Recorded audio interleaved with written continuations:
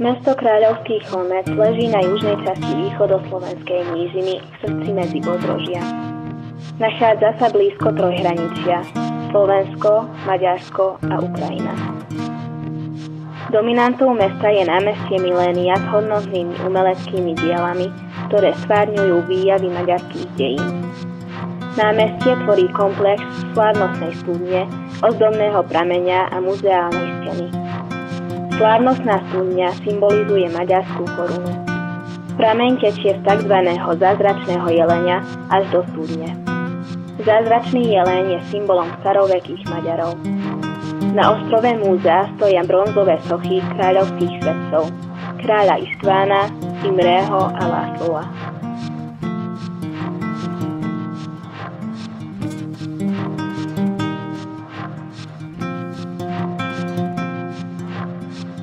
V 17. storočí Laurenci Žužanno, vdova Ďerďa Rákócziho I.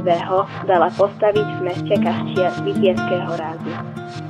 V budove dnes sídli základná umelecká škola. Nad vchodom je spojený erb rodín Rákóczi a Laurenci. Od roku 1930 žil a tvoril v našom meste László Mécs, demonštrátsky kňaz a básnik. Pri grécko-katolíckom kostole stojí bronzová socha grófa Jožefa Majláta. František Rákóczi II. Bol vodca proti habsburského povstania.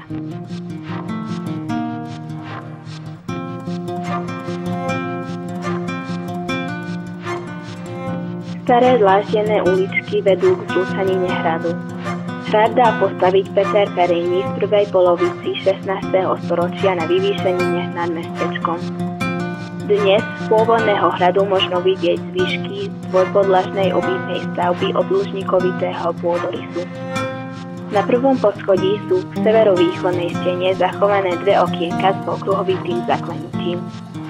Dnes je hrad voľne prístupný a poskytuje krásny výhľad na mesto aj blízke okolie. Hneď vedľa zrúcaniny hradu v prekrásnom prostredí stojí mestský amfiteáter, kde organizujú veľkolepé podujatia, koncerty, divadelné predstavenia, folklórne festivaly.